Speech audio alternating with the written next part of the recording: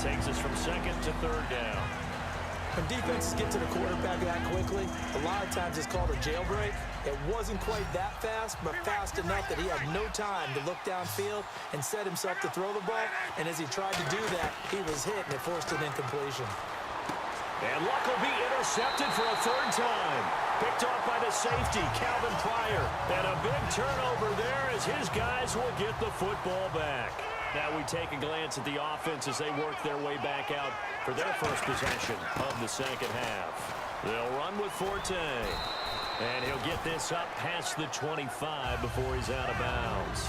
A solid run on first down. Gain of 7 leaves him with a 2nd and 3. Some runs are blocked so well, you almost forget that someone has to carry the ball to gain the yardage. The leverage by the offensive line to create space up front, really well done. And they're able to get this one across the 35. It's a gain of 11 yards that time, and it produces a new set of downs. So they pick up the first down after the run, and now they approach for the fresh set. Fitzpatrick now to throw on first down. Over the middle, and it's caught. Brandon Marshall. It's a gain of 5 on the play, and that'll make it second down.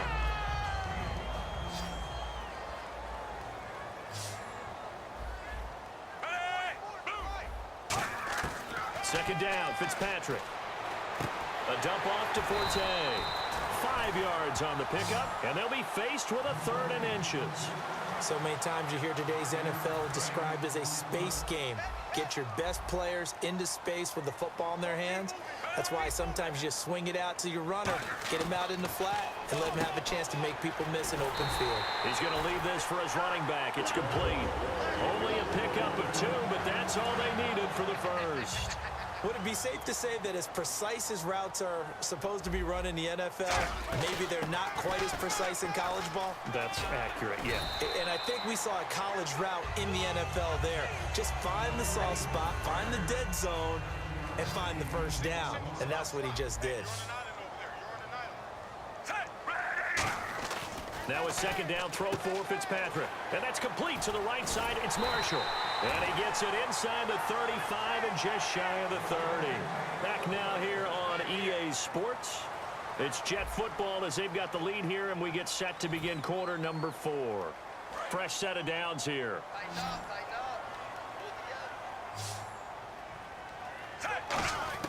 On 1st and 10, Fitzpatrick. And it pops free. The collision there jarred the ball loose and brings up second down. So incomplete on first. Let's see what second down has in store. From the gun, Fitzpatrick. Drops it underneath to Forte. And he's going to get this down near the 20-yard line. It's a 10-yard pickup, and it moves the chains. He's already proven to be a factor in the running game on this drive. Now he gets involved in the passing game. I think what we're seeing here is the modern version of workhorse in the NFL, being able to run it and catch it with equal proficiency. It appears they found something that's working, and they keep going back to it. I guess you can actually say he has the hot hands now, doesn't he? Yeah, well, it's one thing to hit your guy to the backfield once, hit him a couple times. Yeah, you're right. Maybe they're onto something. And I think a lot of that is simply, if you get it to him in space, more times than not, he's going to get more yardage than you expect out of each play. Now hold everything here. We're going to get a timeout by the offense. It's just their first. They'll be down to 2 remaining as we step aside here in the 4th quarter. And on 3rd down, the Colts have added an extra defensive back. Flooding the passing lanes. This is the running back, Powell. Just a 1-yard pickup there, and it'll be 4th down.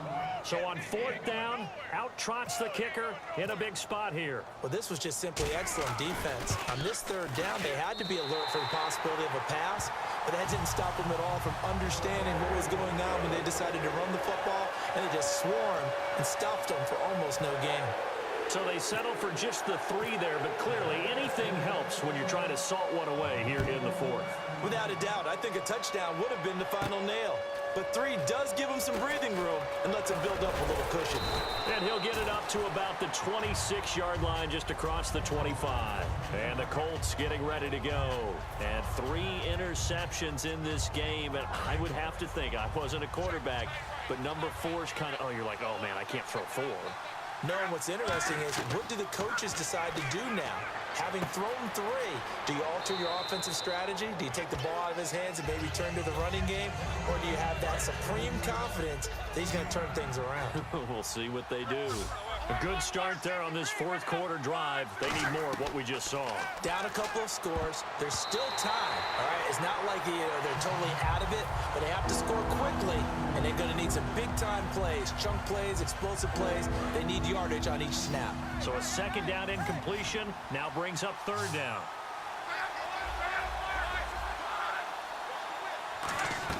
Luck looks to throw on 3rd and 1.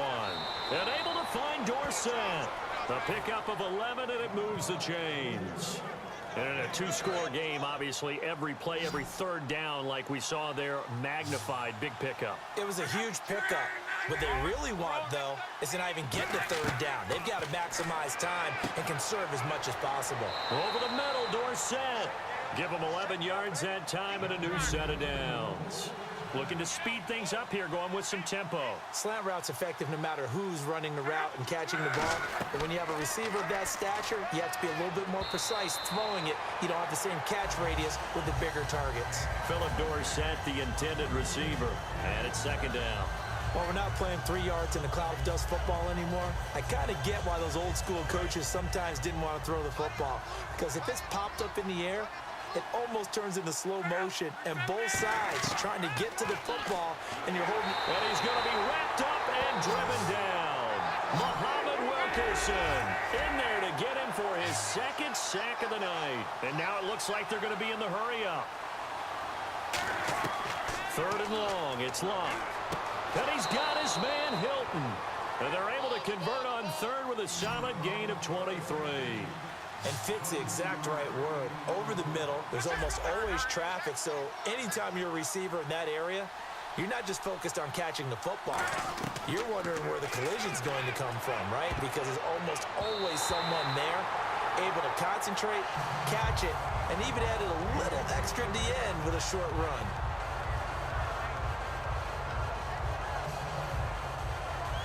And on 2nd and 10 now.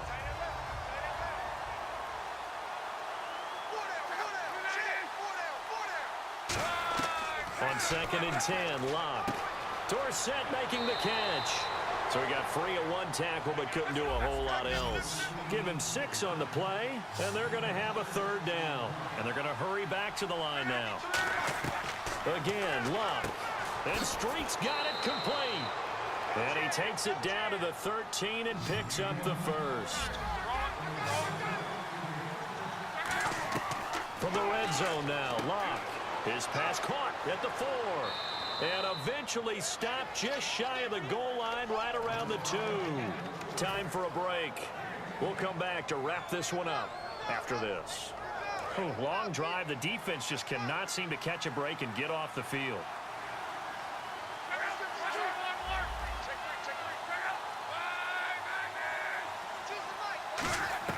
Luck throwing again. And this is caught now for a late touchdown. So hold everything here. This one's not over yet. And they put it in the end zone, which was job 1. Now they have to convert.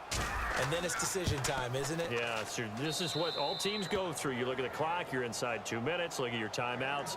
Make that onside kick decision. Yeah, how do you feel about your defense, where you are in terms of the scoreboard and the time left on the clock? As you noted, so many things to go through. Now after the touchdown, here's Pat McAfee to kick. That'll be taken in the end zone. And he won't return this one. He'll go down to a knee, and they'll start at the 25. Now the Jet offense about to take over as they head out onto the field. They have the lead, obviously, late in the game. I guess the good news for them is if for some reason they would make a mistake, a field goal does the opposition no good. Everyone loves to have a little bit of a cushion, and that helps you immeasurably. But the bottom line is, do all the things that you're taught in order to close out the game. Don't even let that become an issue. Yeah, but still a one-possession game. This one not fully over yet. Throwing here, Fitzpatrick. Now look at this. They get the turnover they needed. It's intercepted. Picked off by Mike Adams. And this one will be returned to right around the 38-yard line. And the Colts coming out now. Last time they were out, they scored. Still trailing here, though, so some work to do. But it's okay in terms of mindset. Because they scored the last time, they're not quite as worried about being down on the scoreboard because now their confidence is a little bit higher. They feel like they've got something going, and they feel like they can attack again and put more points on the board. Are you scoreboard watching if you're the offense, or are you just focused on this drive? We wouldn't be telling the truth if we said that they didn't scoreboard watch. Everyone does it to some extent, but you've got to set it aside right now and just focus on this series. That'll take care of the scoreboard if they punch it into the end zone. Completed pass play. Now let's see if they go back to the air or to the ground. They'll look to throw. Looking for his running back, and he's got him. And he's able to get it down to the 25-yard line. It's an 8-yard pickup and leads to a new set of downs. And at his size, he's a smaller back. You can get him to football. He can kind of get lost, make someone miss. It's good for him. Yeah, it's great for him. I like what you said there. Sometimes he gets lost in the traffic a little bit, but get him out in the open field into some space. That plays to his strengths the best and keeps him out of it where all the big boys are, you know, make someone miss in the open field. Back to throw. Over the middle, Dorsett. And he gets it inside the 10 to the 9. Now the Jets are going to burn another timeout. That'll leave them with just one remaining in this fourth quarter of play.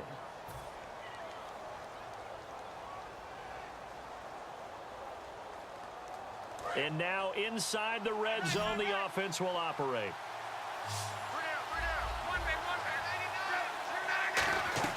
He's back to throw. That is caught at the 7-yard line. And he'll get into the end zone. Touchdown, Indianapolis. Philip Dorsett with now 2 fourth-quarter touchdowns. And the Colts can now take the lead if they convert the extra point. And they have taken the lead here in this fourth quarter. Now after the touchdown, here's Pat McAfee to kick. This fielded a few yards into the end zone.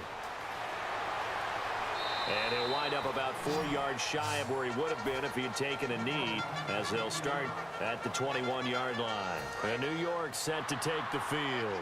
They're only in need of a field goal, a decent amount of time on the clock. So tell me if I'm wrong. You don't have to be too panicked here. No, not at all. I agree with you. And this is where your preparation and your confidence comes into play.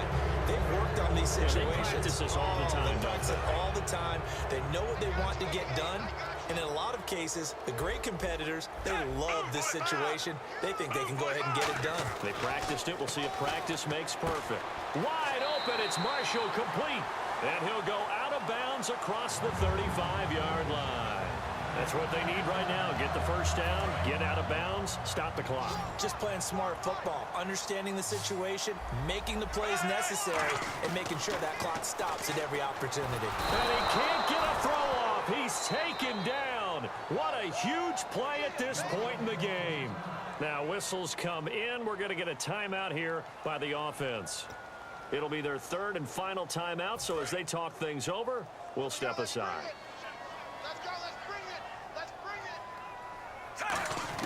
He'll look to throw. Now a desperation throw deep downfield. And it's knocked away and incomplete.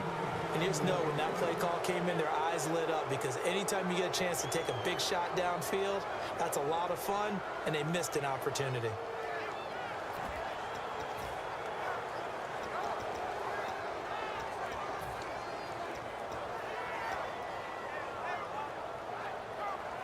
Incomplete pass on second down. Let's see what the offense draws up here on third. It's a 4-receiver look to the right side. Back to throw. And he couldn't hang on to it through the contact. Incomplete. Well, any caused incompletion is good for a defense. But when you add to it that you get a little hit on the quarterback, knock him to the ground, make him think a little bit, hopefully knock him off his game, especially in a game of this magnitude, this tight in the fourth quarter, it's got to feel pretty good as a defense. Here's Fitzpatrick. And no, it's incomplete. They fucking bum, I own you with your cheating camera view changing. fucking bum. In prison. Charlie.